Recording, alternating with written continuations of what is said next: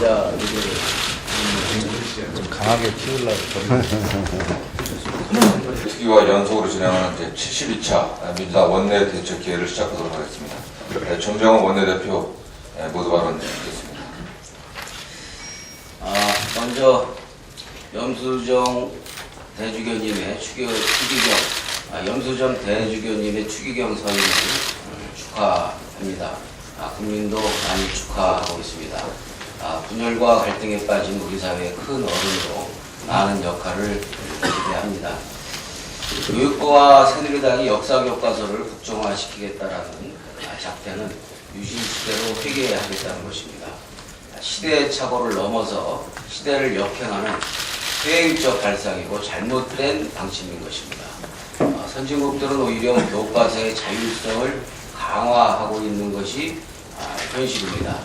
우리나라에서도 국정교과서는 유신 독재 때 체제 수호를 강화하는 주입식 이념교육의 일환으로 도입했다가 민주화의 진정과 함께 폐지된 것입니다. 학생과 학부모의 집단 지성은 역사교과서 논란에 이미 종지부를 찍었습니다. 오로지 새누리당 정권만이 마치 스토커처럼 친일 독재 미화 교과서에 집착하고 있는 것입니다. 새누리당 정권은 역사교과서의 과거 퇴행적 발상과 집착해서 이제 벗어날 것을 촉구합니다. 이제 그 정도에서 그만두기를 바랍니다. 국민과의 약속인 기초선거 정당 공천 폐지 약속은 지켜져야 합니다. 박근혜 정부가 국민과의 약속 파기 도미노 행태로 인해서 박근혜 정부는 불통을 넘어서 이미 불신 정권이 되고 있습니다. 무신 분립이라고 했듯이 신뢰가 정치와 정권의 근본인 것입니다. 약속을 지켜야 합니다. 약속을 지키십시오. 기초선거 정당 공천 폐지는 돈이 드는 것도 아니고 의지만 있다면 가능한 것입니다. 국민이 원하고 있고 또 약속도 지킬 수 있고 또 정치도 개혁할 수 있는 일석삼조의 약속 실천인 기초선거 정당 공천 폐지를 즉각 실천해 줄 것을 다시 한번 국민의 이름으로 요구합니다. 정부의 불통과 일방통행이 의료 영역까지 파국으로 내몰고 있습니다. 강조하지만 의료는 국민의 건강과 생명에 직결된 사안입니다. 국민의 생명을 몰모로 안전성도 실효성도 검증되지 않은 정부의 원격 의료 추진 강행, 참으로 위험천만한 발상이고 재벌 특혜 정책입니다. 오죽하면 의사들이 총파업 결의로 제동을 걸고 나서겠는지 정부는 곰곰이 생각해 볼 일입니다.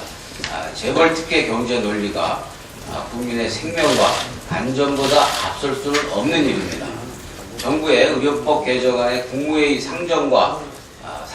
정부의 의료법 개정안의 국무회의 상정 중단과 포기를 요구합니다. 의료 공공성은 국민의 건강과 생명을 지키는 보루이기 때문입니다. 민간 병원 수가 95%이고 병상 수가 90%로 OECD 최저 수준의 의료 공공성 지수에도 불구하고 우리나라가 의료 공공성을 유지하는 것은 국민건강보험 제도와 의료행위의 비형이성 추구라는 기본 원칙 때문에 가능한 것입니다. 그런데 정부는 지금 이 두 가지 정책 기조를 붕괴시키고 국민의 건강과 생명을 볼모로 이윤을 추구하겠다라는 정책을 하고 있습니다. 참으로 의료 공공성 포기이자 천박한 자본주의 숭배 행태입니다. 사태 해결의 전제는 국민의 건강과 생명을 지키는 의료 공공성의 유지이고 정부의 의료 영리와 포기 선언이라는 점을 분명히 합니다. 마지막으로 주한미군 방위 분담금 협정과 관련해서 한마디로 구역협상이고 퍼주기협상입니다. 올해부터 앞으로 5년간 매년 1조 원에 가까운 국민 혈세를 주한미군에 지급하겠다라고 하는 것은 미국의 일방적 요구를 그대로 수용한 부실 협상입니다. 미국이 부족하다고 하면 아무 말 않고 역대 최대 규모로 방위비 분담금을 올려주는 정부는 도대체 누구를 위한 정부입니까?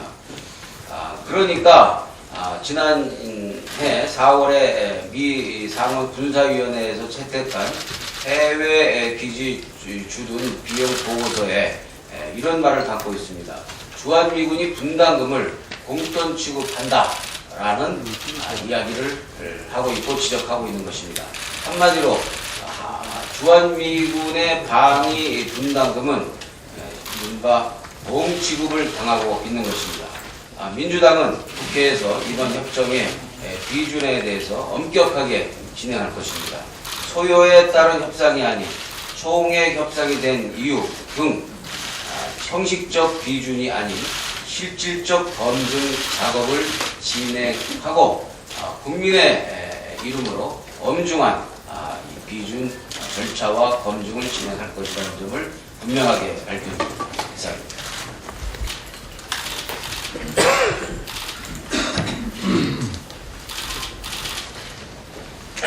후보 시절에 원칙과 신뢰를 끝으로 강조했었던 박근혜 대통령이 경제민주화와 복지에 이어서 기초선거 정당공천제 약속까지 내피게 취하고 있어서 국민들이 배신감을 넘어서 기가 막힌 그런 국민들이 많아지고 있습니다. 대선 당시에 박근혜 후보는 가는 곳마다 정당공천으로 눈치 보기와 줄서기 등의 폐해가 발생하고 있다. 그래서 공천 폐지를 통해서 중앙정치의 간섭에서 벗어나게 해야만 실질적인 지방자치가 가능하다 하면서 공천 폐지를 강한 어조로 약속을 했습니다. 대선이 끝난 후에도 새누리당은 서병수 사무총장, 윤상현 수석부대표, 황우여 대표 틈날 때마다 약속은 지켜져야 한다며 우리 민주당을 압박하지 않았습니까? 심지어는 지난 7월에 우리 민주당이 전당원 투표를 통해서 기초선거 정당 공천 폐지를 당론으로 확정했을 때 새누리당이 뭐라고 했습니까? 민주당과 함께 풀뿌리 민주주의가 정착되도록 노력하겠다 하고 환영 메시지까지 발표한 바가 있습니다. 새누리당이 공당이라면 이제 더 이상 박근혜 대통령은 모르쇠로 일관하고 새누리당은 오리발을 내밀고 있는 이 작태를 이제 벌써 던져야 됩니다. 이제 시간이 얼마 없습니다. 정개특위 활동 시한 보름밖에 남지 않았습니다.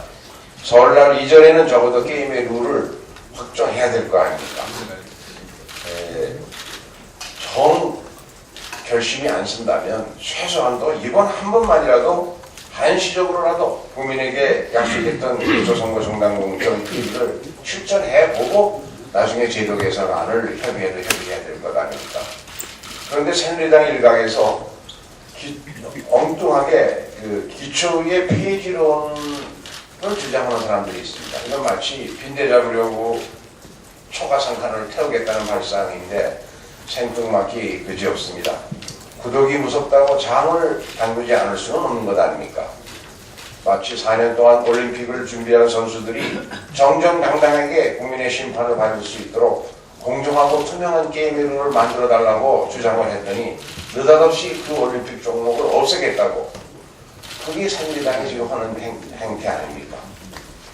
정치에서 가장 중요한 것은 신뢰를 얻는 일이라는 거. 누구보다도 박근혜 대통령이 강조해왔습니다. 지금이라도 새누리당과 박근혜 대통령은 정치적 꼼수를 부리려 하지 말고 기초선거 정당공천제 폐지 약속 지키십시오. 이상입니다. 다음 박주천 사무총장 발언하시겠습니다.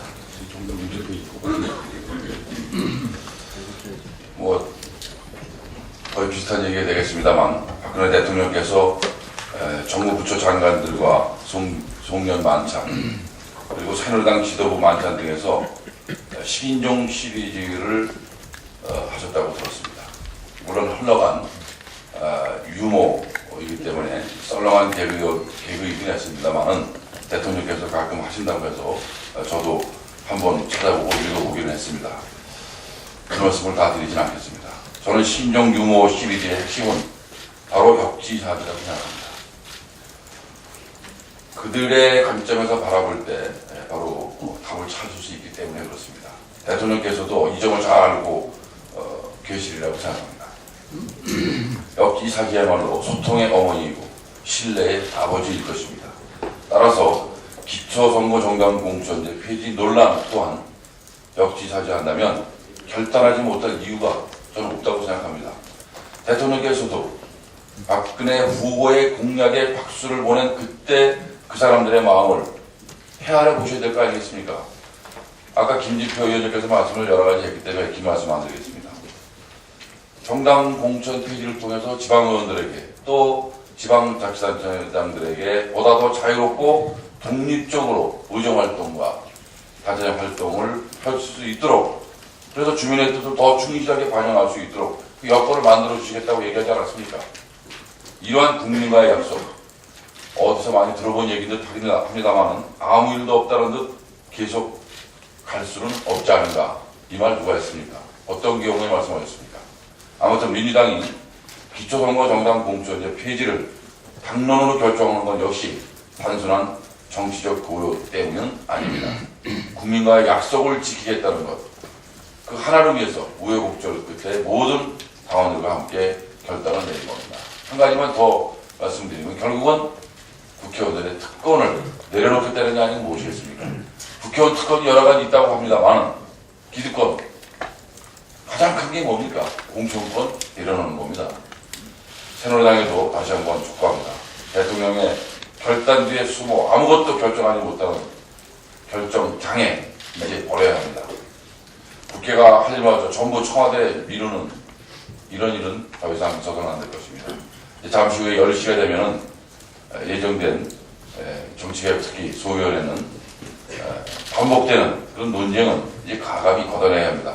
생산적인 합의 도출에 전념해야 합니다. 내일부터 이어지는 대통령 해외 순방 분이 다녀오시도록 오늘이라도 여야가 함께 결단을 해야 합니다. 이상입니다. 뜬금없는 일입니다. 1년 전에는 복지를 그렇게도 부르짖고 경제민주화를 부르짖던 박근혜 정부가 의료영리화를 주장하고 있습니다. 어제 우리 김한길 대표께서 연설을 해서 말씀하신 것처럼 이제 대통령의 신년 연설에서 경제민주화도 복지도 다 사라져버렸습니다. 이제 보수 정권의 민낯이 그대로 드러나고 있습니다. 의료영리화는 한마디로 의료가 국민 건강을 보살필 필요 없고 돈을 벌어라고 하는 것입니다. 비영리 법인 밑에 자법인으로 영리법인을 설립한다든지 원격 진료로 고혈압, 당뇨병, 만성 정신줄 환자의 처방을 내릴 수 있다든지 법인 약국을 설립하겠다든지 하는 것의 일관된 의미는 돈을 벌라고 하는 것입니다. 의료가 국민 건강을 보살피지 않고 돈을 버는 것을 도대체 우리 국민 누가 원한다는 것입니까? 그리고 이렇게 돈을 벌라고 경쟁을 부추기면 반드시 동료 의사, 동료 약사 중에는 몰락하는 사람이 생기게 되어 있습니다. 민주당은 이런 정부의 시도를 절대로 용납할 수가 없습니다. 도대체 국민 건강을 보살피지 말고 돈을 벌라고 하는 것이 어떻게 국가의 정책일 수가 있습니까? 의료영리화 저지특별위원회는 오늘 토론회를 시작합니다. 이 토론회는 의사협회, 치과의사협회, 한의사협회, 약사협회, 그리고 간호협회가 같이 합니다. 그리고 시민사회단체도 같이 합니다. 이것은 특별한 의미가 있고 상징적인 의미가 있습니다. 의치, 약, 한, 간호협회와 시민사회단체가 같이 의료영리화를 반대한다면 이것은 의료영리화에 대해서 찬성하는 사람이 한 명도 없다는 뜻이 되어버립니다. 오로지 정부만이 이 정책을 추진하려고 하고 있습니다. 아무도 찬성하지 않는 정책, 이제 그만두는 것이 낫겠지요. 박근혜 대통령이 다시 한번 소통을 촉구하고 정부 정책이 이런 잘못된 방향으로 가는 것을 빨리 포기하시기 바랍니다. 이상입니다. 다음 김우기관 친일미와 친일 독재 미화 왜곡 대책 특위위원으로서 교학사 교과서가 국민적 심판을 받아서 이제 한민고등학교 단 한 군데, 그것도 지금 재검토 중입니다만, 그랬기 때문에 사실 이제 교과서 특위는 그 임무를 다한 것이 아닌가 이런 생각을 하기도 했습니다. 그런데 어제 당정 협의를 보면서 오히려 우리 민주당 교과서 특위의 일이 지금부터 본격적으로 새로 시작돼야 되겠다 하는 각오를 다지게 상황이 전개되고 있습니다. 지금 제 앞에 세 종류의 교학사 역사 교과서가 있습니다. 이것은 작년 8월 31일 검정 합격을 통과했다고 교육부에서 발표한 교과서인데 727건의 오류를 수정했다고 교육부가 발표했습니다.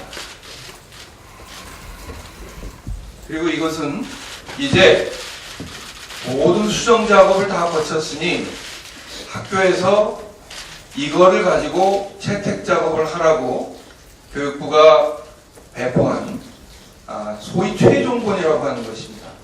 작년 12월 10일입니다. 그리고 실제로 이 교과서를 가지고 각 학교에서 채택 작업을 벌였는데 여기도 644건의 오류를 수정했다고 발표했습니다. 사실 이거는 끝인 거죠. 그런데 이게 어제 교학사가 언론인들에게 배포한 또 하나의 최종본입니다.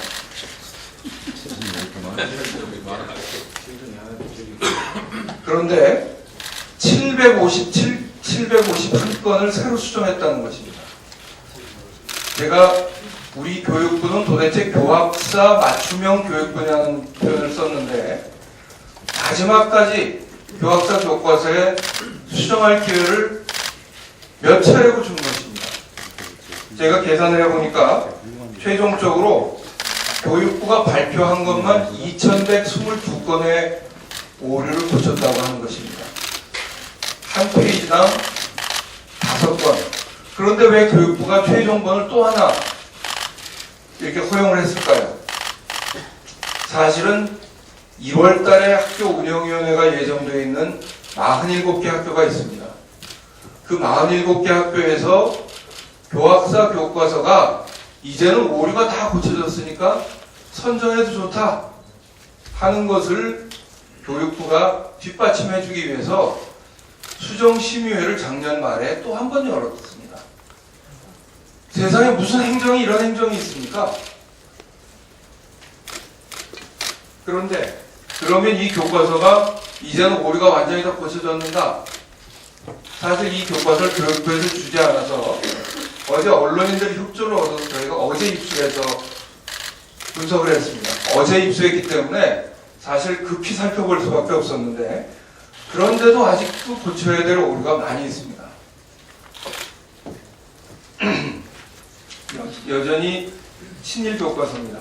249쪽에 보면 위안부가 끌려다닌 것이 아니라 따라다녔다라고 표현을 해서 문제가 됐는데 이렇게 고쳤다는 것입니다. 강제로 끌려다니는 경우가 많았다. 그러면 아닌 경우도 있었다는 건가요? 자발적으로 쫓아다니는 사람들이 있었다는 얘기입니다. 또 우리 일제하에 농민 수탈이 많았기 때문에 농민들의 저항을 잠재우기 위해서 소위 농촌진흥운동이라는 것을 일제가 전개했습니다. 그런데 그걸 어떻게 설명하고 있냐면 농촌 생활 개선 및 농민의 정신 계몽에 주력하였고 일제의 우리 농민운동을 막기 위한 그런 농촌진흥운동 이렇게 설명을 하고 있습니다. 또 생각해보기 관문의 그 질문에 대해서는 일제가 이처럼 근대적인 시간관념을 보급하기 위해 힘쓴 이유는 무엇이었을까? 이런 질문을 학생들에게 던지고 있습니다. 여전히 일제가 근대적 시간관념 도입을 통해서 근대화시켰다는 관점이 변하지 않고 있습니다. 그리고 292쪽에 보면 김성수 관련해서 잘못된 기술이라서 삭제하겠다고 보고했는데 삭제가 안 됐다는 사실이 발견됐습니다. 이 검정 취소 사유입니다. 제가 드리고자 하는 말씀은 외압이 있었다고 생각합니다. 저는 국민들이 바로 그 외압의 실체입니다. 그런데 왜 교학서 교과서가 채택이 안 됐는가? 바로 지금 제가 보여드린 이렇게 오류가 많은 교과서를 어떤 학부모가, 어떤 역사교사가, 어떤 학생들이, 어떤 동문들이, 어떤 시민단체가 이 역사교과서 채택에 반대하지 않겠습니까? 그런데 마치 새누리당은 외압 때문에 교학서 교과서가 채택되지 않은 것처럼 호도하고 있고, 교육부는 당정협의에 앉을 자격이 없습니다. 이제까지의 과정을 보면 오로지 교학서 교과서 맞춤형 교육부라는 것을 보여줬기 때문에 그동안에 검정 과정에서부터 오류가 있었고 검정 통과시키지 말았어야 될 교과서를 통과시킨 데 대해서 자료를 하나도 지금도 주지 않고 있습니다. 검정 시스템을 강화해야 되는 것이 해법인데 이것을 국정으로 되돌리겠다고 하는 엉뚱한 유신회기 발상, 그리고 새누리당 내에 실천단을 만든다고 하는 것은 이제는 역사교과서를 여당이 직접 장악하고 통제하겠다는 의도의 다름 아니라는 점을 말씀드리면서 교육부는 자격이 없습니다. 그리고 천함수 장관 해임 건의안을 왜 민주당 의원들이 만장일치로 의총에서 결의했는가 하는 것을 자성할 때라고 생각합니다. 국정교과서 계획 철회해야 된다는 점을 다시 한번 강조드리겠습니다. 이상입니다.